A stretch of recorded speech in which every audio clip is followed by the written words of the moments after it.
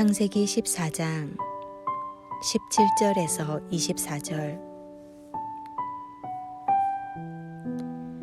아브람이 그돌라오멜과 그와 함께한 왕들을 쳐부수고 돌아올 때에 소돔 왕이 사회 골짜기 곧 왕의 골짜기로 나와 그를 영접하였고, 살렘 왕 멜기세덱이 떡과 포도주를 가지고 나왔으니 그는 지극히 높으신 하나님의 제사장이었더라. 그가 아브람에게 축복하여 이르되, 천지의 주제이시오 지극히 높으신 하나님이여 아브람에게 복을 주옵소서. 너희 대적을 내 손에 붙이신 지극히 높으신 하나님을 찬송할지로다 하매, 아브람이 그 얻은 것에서 10분의 1을 멜기세덱에게 주었더라. 소돔 왕이 아브람에게 이르되, 사람은 내게 보내고 물품은 내가 가지라. 아브람이 소돔 왕에게 이르되, 천지의 주제이시오 지극히 높으신 하나님 여호와께 내가 손을 들어 맹세하오니, 내 말이 내가 아브람으로 치부하게 하였다 할까 하여 내게 속한 것은 실 한 오락이나 들매끈 한 가닥도 내가 가지지 아니하리라. 오직 젊은이들이 먹은 것과 나와 동행한 아넬과 에스골과 마므레의 분깃을 제할지니 그들이 그 분깃을 가질 것이니라.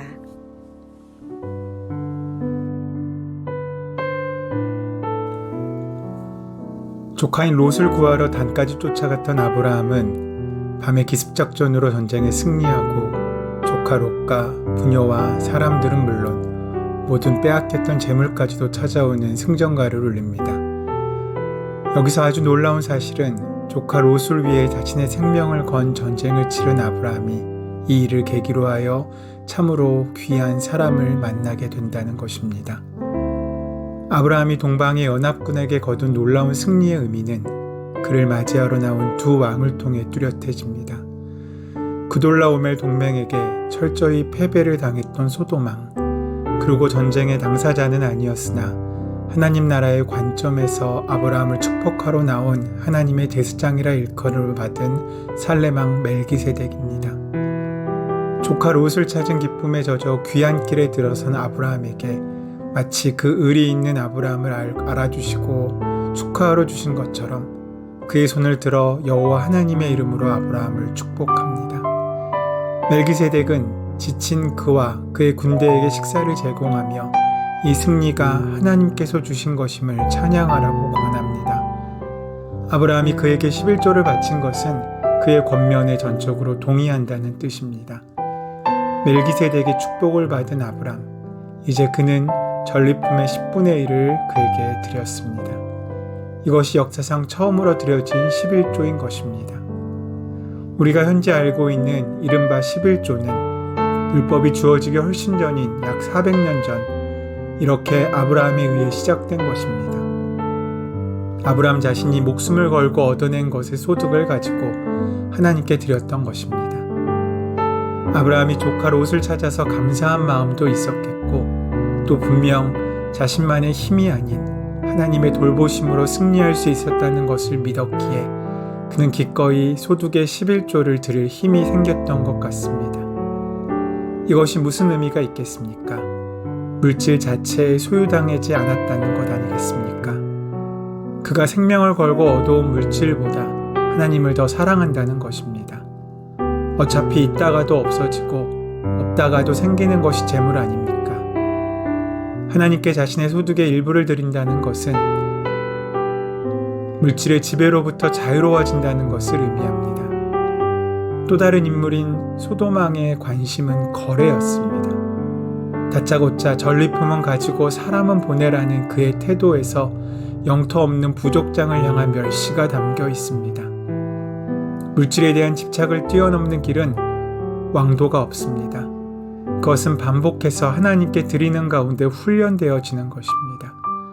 하나님께서는 이렇게 영원할 수 없는 것을 포기하고 영원한 것을 선택하는 아브라함의 믿음의 모습을 보시고 그에 대한 신뢰를 더해갔을 것입니다. 아브라함은 바로 이런 힘을 가진 사람이었고, 그러하기에 믿음의 조상으로, 믿음의 시작으로 우리에게 있을 수 있었던 것입니다. 이제 우리는 아브라함이 전리품 처리를 어떻게 하는지를 눈여겨보아야 합니다.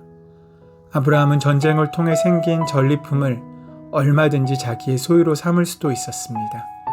소돔 왕의 권유도 있고 하니 말입니다.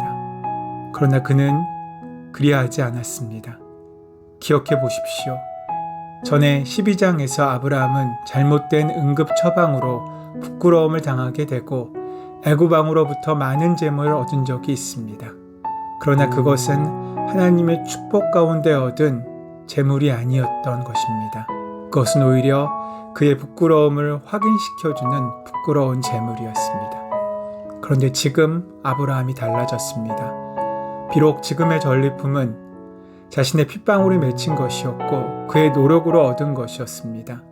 소돔 왕으로부터 부를 얻었다는 이야기조차 듣지 않겠다는 결연한 의지를 가지고 그는 그 모든 자신의 권리를 포기하고 있는 것입니다. 그런 이유로 그는 먼저 하나님께 11조를 드렸습니다. 그리고는 소요된 경비를 제외하고 나머지 모두는 소돔 왕에게 돌려주었습니다.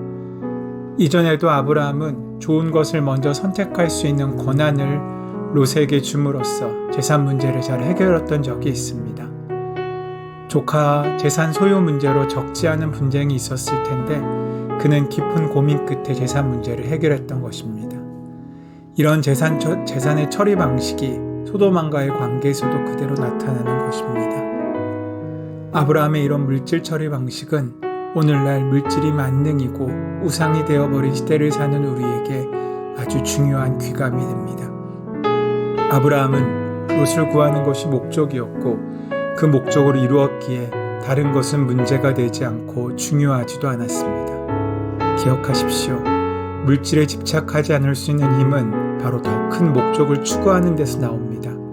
더 큰 목적과 꿈이 있는 사람은 시시한 유혹을 이길 수 있는 힘을 얻게 된다는 것입니다. 성화, 곧 거룩해진다는 것은 현실을 하나님의 관점으로 바라보고 행동하는 정도에 달려 있습니다. 매사에 양념처럼 하나님의 이야기를 곁들이는 것이 핵심이지 않습니다.